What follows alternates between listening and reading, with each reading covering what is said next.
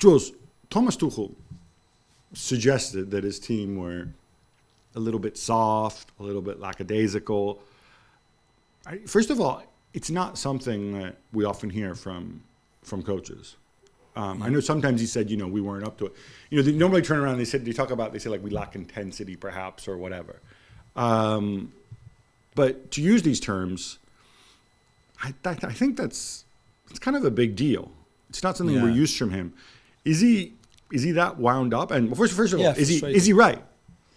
I think. Or is this all just another way to give people ammunition to go and criticize poor Georgie because in the midfield he didn't? I was watching. No, but I don't know. You can't lose that tackle. Yeah, you can. I don't know if maybe soft is the wrong word. I think there were cheap goals to concede. Really, I think there's a lot of mistakes made from Lavia's goal to the Armstrong goal as well.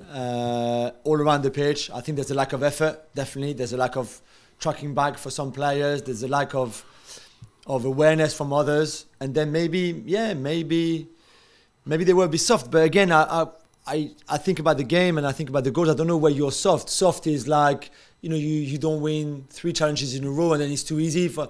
But I don't even think that's the case. So I don't know. I don't think soft is the right word. But I think he can be frustrated defensively. They were not good against Leeds away. They were not good again against. But it's also down to the midfield because on some of those goals. I know Koulibaly hasn't necessarily been great, but I don't hold him as responsible as, for example, Loftus-Cheek not tracking back. And this is what I don't understand.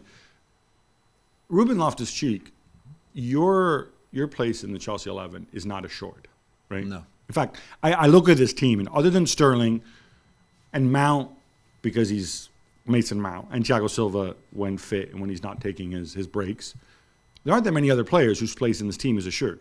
Koulibaly. So, and Koulibaly, yeah. So I would have thought, man, you all have something to prove. And Mason Mount, by the way he's been playing, he needs to kick it up a notch. Otherwise, he could move into that kind of, not automatic choice category. I don't understand. Isn't the whole point of having a bigger squad, having more options, about generating that competition? Yeah.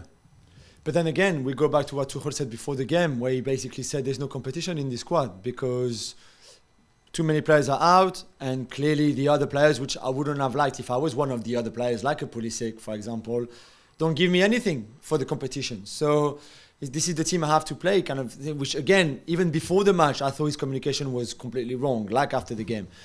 But yeah, I think it's down to the manager. I do think that Jorginho cannot play in midfield like this on his own with Mount and Loftus-Cheek on each side of him because I don't think he works. I don't think they work hard enough defensively. I think they can run a lot and be very active, but defensively they're not switched on enough. And that's why I think a Kovacic, Conte, they need so badly another midfielder, defensive-minded midfielder, because otherwise too often they would be left exposed like we saw against Southampton, who are not very good. This is the thing, Southampton are not very good at all. Do they definitely need another defensive midfielder? Or 100%. If you move to a back three, does the situation kind of resolve itself? Because I'm thinking if you're going to spend serious money on a defensive midfielder, then you go back to the point that, you have Jorginho, you have Kovacic, Conte will be back at some point. You have Loftus-Cheek, Conor Gallagher, assuming he doesn't leave in the next hours. Do you know what I mean? Like, you've got a lot of bodies there for not many places on the pitch. No, I know. And then this gets me back to the squad construction.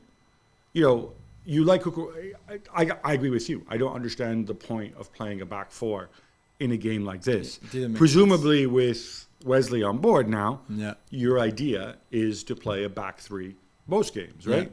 Yeah. You would have thought? Yeah, and put back Reece James in his best position, which is the right wing back one. And if you can't have Reece James there for that game, like you said, play Loftus-Cheek there.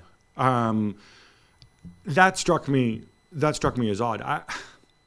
To me, when you start calling out your players like this, when you start complaining about the size of the squad, when everybody can count, right? So you're basically saying is all these young players that Chelsea have, who Billy Gilmore will, by the time you listen to this, may have already gone or will probably have gone.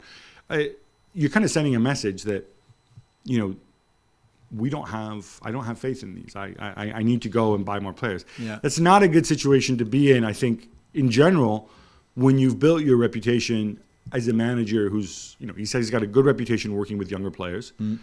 And for have a Chelsea manager after everything that they spent in the last couple windows and this one, going and complaining about his incomplete squad, not a good look. Not a good look. Koulibaly, Cucurella, Sterling, and Fofana. I'm sorry, but even if you put aside how much they've cost you, because you overpaid for some of them, okay, I get it. But those 4 players are, or maybe Cucurella you put aside, but Koulibaly, Sterling, and Fofana. I mean, come on, this is outstanding recruitment, really. Yeah, it was completely hectic. Yeah, maybe you needed also in other positions. That's right. But you can't complain about Cucurella, Koulibaly, Sterling, and Fofana, I think. And yet he's still complaining. Where he's very lucky, by the way, because again, this is a pattern, and we said it a bit at the end of last season when they were not playing well. You know, when they went off the ball, he had problem in his private life, etc. But we said the pattern had been seen before, both at Dortmund and in Paris.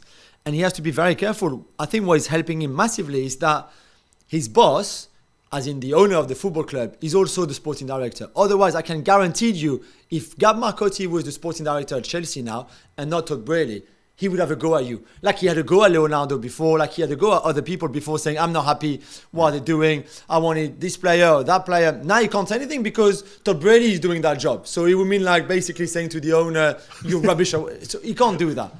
But I think he has to be very careful, and they're starting talking to him about an extension, and I think we both love him since his Mainz days, and I think he's amazing.